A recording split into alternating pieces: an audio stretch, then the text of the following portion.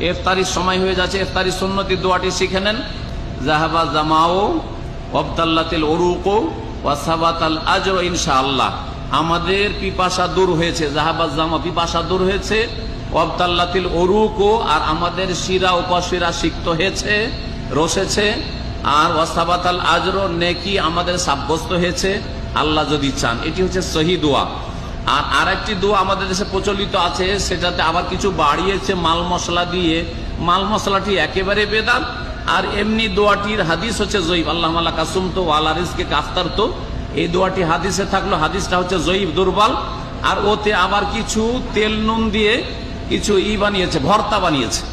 হ্যাঁ, তেল নুন দিয়ে আর ওই দিয়ে আপনারা ইফতার করেন যদি আজান হয়ে থাকে তাহলে। তাতে ওবে কামান্ত ওয়ালাইকা তাওয়াক্কালতু ওয়ালা রিজকি আফতারতু বিরহমাতিকা ইয়া আরহামার রাহিমিন, এগুলি বিদাত। এই বিদাতি দোয়াগুলি পড়বেন না। আর রমজান মাসের রোজা বা অন্য কোনো রোজার জন্য নিয়ত পড়বেন না, নিয়ত অন্তরে করবেন। জবানে নাওয়ায় তানাসুমা গাদান পড়বেন না, এটি বিদাত। বিদাত দিয়ে আপনি রোজা শুরু করবেন না, অন্তরের নিয়তি হচ্ছে নিয়ত। ওয়া সাল্লাল্লাহু আলা নবিয়িনা মুহাম্মদ ওয়া আলা আলিহি ওয়া সাহবিহি আজমাইন।